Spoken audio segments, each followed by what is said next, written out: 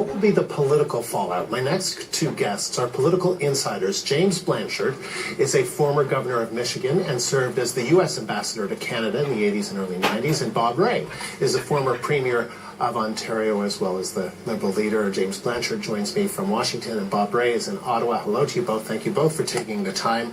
Hello, Bob Rae. Hi, my old friend. How are you? I'm good. Good to talk to you. Good to see you virtually. Good to see you. I think we could resolve this if people would let us. You and I can figure this out very quickly, but they won't. Probably in one day.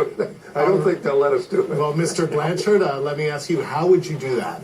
But first of all, before we get to the how would you do that, what was your reaction to the tariffs announced by the Trump administration and then Canada's response to the tariffs? Well, you know, the whole thing is absurd. Nobody in the United States that I know, whether they're a member of Congress, a governor, or an average citizen, views steel from Canada as a matter of it is adverse to our national security. So let's get that straight. The Section 232 that the Trump people are using is simply absurd. No, and by the way, no president of right mind would even say Canadian steel or aluminum is a threat to our national security. So I think this is all a political, frankly, it's cheap theater, designed to try to convince our working class that Trump is fighting for them. Remember, the initial steel and aluminum tariffs were placed about a week before a primary for Congress in the special election in Pennsylvania, and he was hoping it would help the Republican. It didn't. The Democrat won, which was unexpected. So it's political, really cheap political theater. I feel bad that Canada or Canadian businesses have to be put through this. It's, of course, related to NAFTA and all the other things. And by the way, Bob Rae and I could sit down and probably take NAFTA, modernize it in about a day, and get it done. I must tell you, every business that I know in Michigan views this as a big mistake by the president's people, and it will raise costs for American businesses and consumers.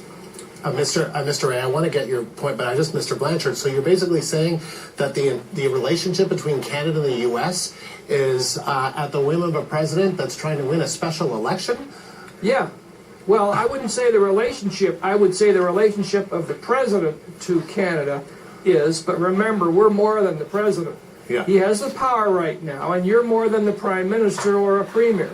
The American people, the American leaders, whether they be, as I said, governors, mayors, members of Congress, business leaders, labor leaders, view Canada as a strong partner and an ally.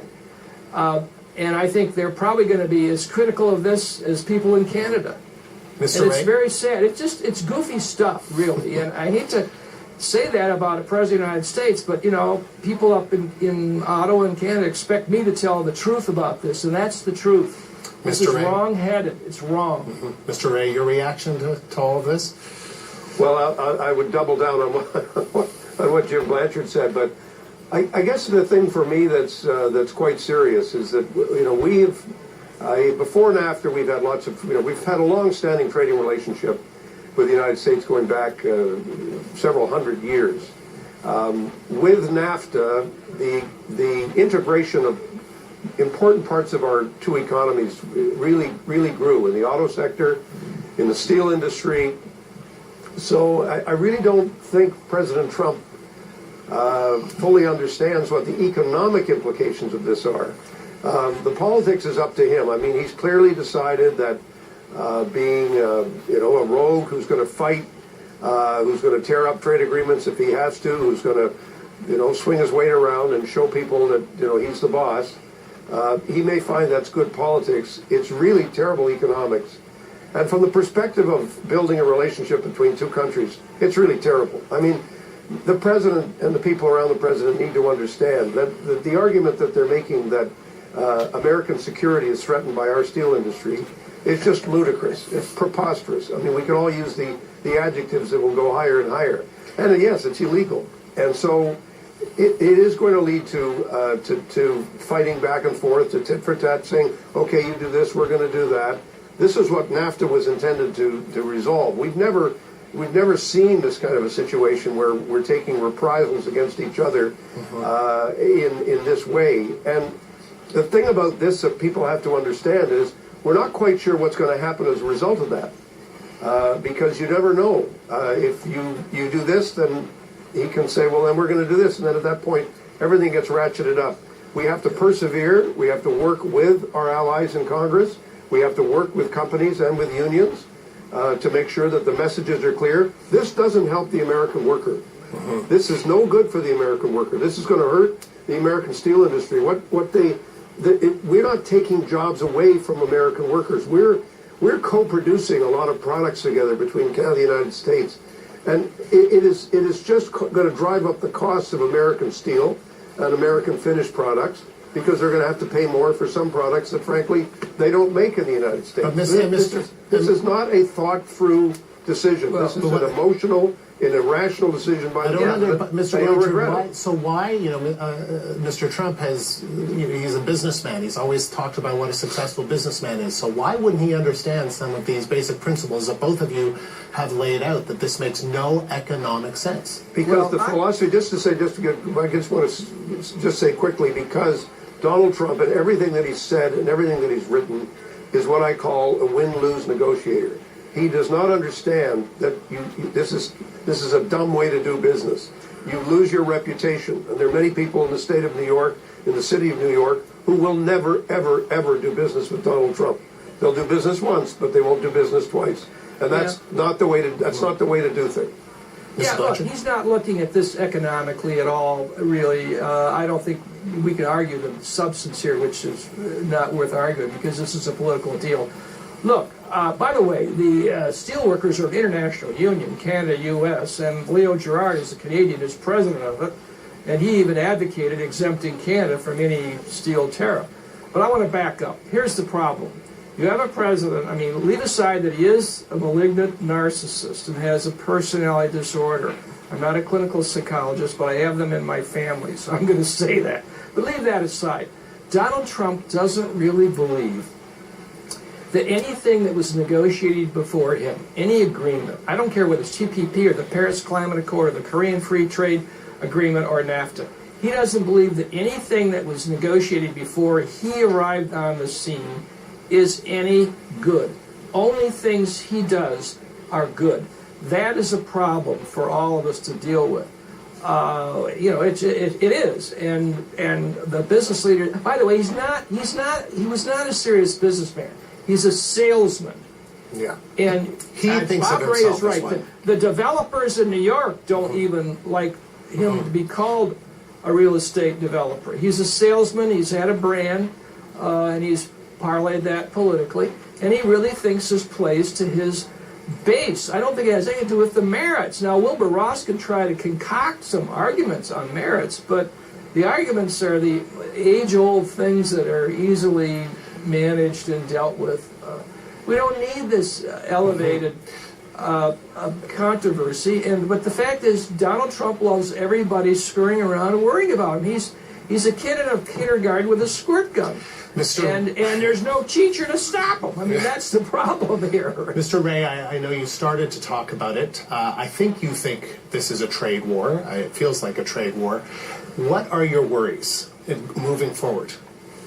Well, I think I was not an advocate for NAFTA when it was first negotiated, as some people with long memories will know, or at least of the free trade agreement in its original form, because I always felt it was very unlikely that the American Congress would give up enough power to the adjudication process to get us through to an even level playing field. As a result of what's happened in terms of the integration of our economies, I think that to dismember NAFTA is also a bad idea now. It's 25 years later. It's not the time to revisit what was done. And I think the risk for Canada is that if we move into a post-NAFTA period with a protectionist president and potentially a protectionist Congress, that's not good news for Canada. That's very, very tough news for us. And I think that any Canadian has to think through this issue and say, we can think about, we'll let the Americans deal with their president. Mm-hmm. What we have to deal with is the costs and consequences of not having a fair, rules-based trading system, not only with the United States, but with a number of other trading partners. Canada, since the end of the Second World War, Canada's trade policy has been based on the principle we trade multilaterally. We're a relatively small economy compared to the big guys, and we need a rules-based system. The president doesn't like a rules-based system. The president wants a system where he makes the rules and he makes the decisions. So, Mr. Blanchard, That's never going to be acceptable to Canada. Canada can never say, "Oh, that's okay. We'll live with that." We can't live with that. Mr. Blanchard, so then the final question to you is, so what would you suggest? What would you suggest to the Prime Minister, to Canadians dealing with this administration? You know, I'm careful as a former ambassador to Canada from the U.S. Remember, I represent the American point of view, to give advice to the Prime Minister or to Chrystia Freeland or others.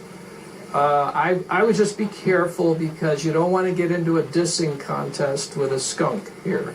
And that's what's going on. I don't know what to tell you. For me, what we need to do here in Washington and the U.S. is for the business leaders and the political leaders and the labor leaders to work hard to stop and curtail the president's policies. By the way, I don't think, for example, he could goof up NAFTA and get Congress to go along. I don't think he could do that. And by the way, the only issue ever with NAFTA was the low wages in Mexico, and that's something that Bob Ray and I worried about it initially, was that labor process, labor laws. But what we're going to do here is focus on our Congress and our business and labor leaders to try to get them to contain the president. And I hope with the Prime Minister and his cabinet, you find a way to be patient without being bullied. Nobody's going to get, there's no mileage, as you know, in either Mexico or Canada allowing itself to be bullied by this president who loves that style. It's really a shame, but they cannot allow that, and you don't want to reward it. He'll go on to something. He's going to go on to something else. He's going to go over to Korea now, so we'll see. Appreciate both of you taking the time. Thank you very much. Thanks, Andrew. Good to be with you. Jim, take care. Thank you. And that was former Michigan Governor James Blanchard in Washington and former Premier of Ontario Bob Ray in Ottawa.